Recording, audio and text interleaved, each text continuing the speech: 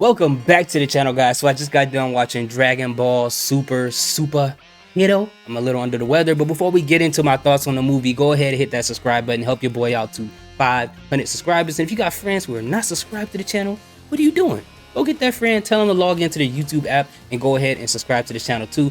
Let us hit our goals to 500 subscribers. Join the family. Now, what do I think about this movie right here?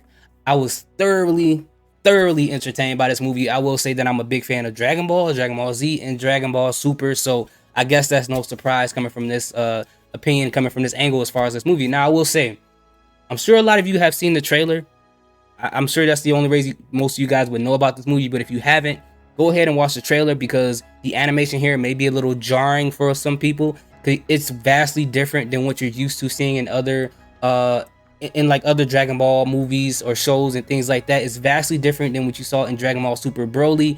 And I mean, Broly used some 3D elements in there, but this movie is full-fledged 3D. Like, to perfectly describe it to you guys, there's some parts in the movie where I felt like, I wonder if they took the models from Dragon Ball Fighters, cleaned them up a little bit, made them a little bit more smoother, put them in this film, and just animated them. That's what it feels like when you're watching this, like you're watching a cutscene from Dragon Ball Fighters. But I didn't have a problem with it. Some people had a problem with it. I didn't. I mean, I just got done seeing Tekken Bloodline and loved the animation in that, so I'll be a hypocrite to come in here and complain about this. But I will say that I do love the animation in Dragon Ball Super Broly better than this, but it doesn't mean this is terrible. Just, you know, it's cool. It's interesting to me.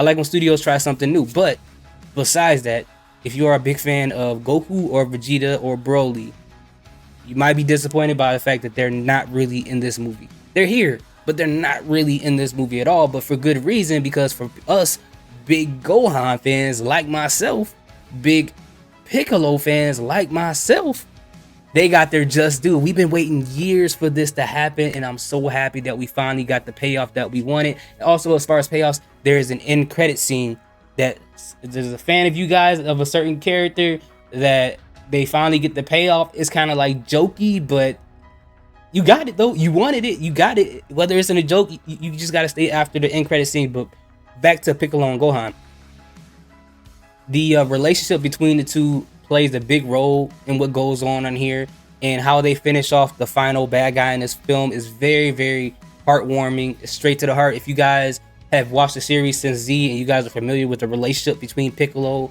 and Gohan, with Piccolo being the daddy when the daddy's not home, this is going to mean a lot to you guys. If you guys are not familiar with that, if any of you are not familiar with that, then it's not going to mean that much to you. Now, I've been a big fan of Gohan since, I don't know how long, like since he like started putting the hands on Raccoon back in the day. And especially when I saw him put the hands on Frieza in 3 different forms during that saga. And then when he, with the one that everybody else like, obviously, is when he turned Super Saiyan 2 and he got into the fight with Cell. I love that. That just made me a bigger fan. But when we saw him in the Buu saga and we got the Mystic form, I thought that was cool, but I didn't really care that much about it. And after he went to school, as most of us feel like, he got like corny and weak. And then we got glimpses of him getting back to that in the Tournament of Power, but it wasn't enough. But I'm glad this movie happened because we finally got to get him back to where he was. He gets this new form called the Beast form, which personally I don't care about the hair. It just looks kind of weird, but it is what it is. I got what I wanted. I wanted a Gohan that was stronger with a brand new form, and then removing Vegeta and Goku and Broly out of this for a reason was a good idea in order for it to make sense. Because, like, think about it. If Goku and Vegeta was in this and they just got brand new forms, they're supremely stronger than Gohan, how would it look for a villain to beat those two and then Gohan to come out and upstage those two individuals after not really even training like those two have, and have these guys have formed God forms, and this guy just comes out of nowhere and supersedes their forms with this new form? There's speculation that the Beast form is better than the God form, but that's not here nor there. That's not for this channel, or not this channel, but for this video. But I'm glad they did it the way they did. I'm glad Piccolo got a whole new form. The name of it is like, it's kind of ho-hum, but I'm glad that he was able to get a form too. There's a lot of other characters that play a big role in here. That Pan played a big role into this. I loved Pan in this movie. And we also get a rematch as the final, I guess, boss of the film. It's a rematch of something. How do I say it without spoiling it? It's a rematch. It's just a rematch, And now that's what I said. You have to see the movie to see this. But overall, it had the heart in this movie. And I liked Broly better than this, but not by a whole lot, because, you know, this movie feels like it's smaller because the events that happen in here isn't like a catastrophic thing that's going to change the fate of a universe or anything like that, as opposed to like the Broly movie. Like this one seems like it's like a movie made out of a small side quest, but it is canon. It is canon and it is great.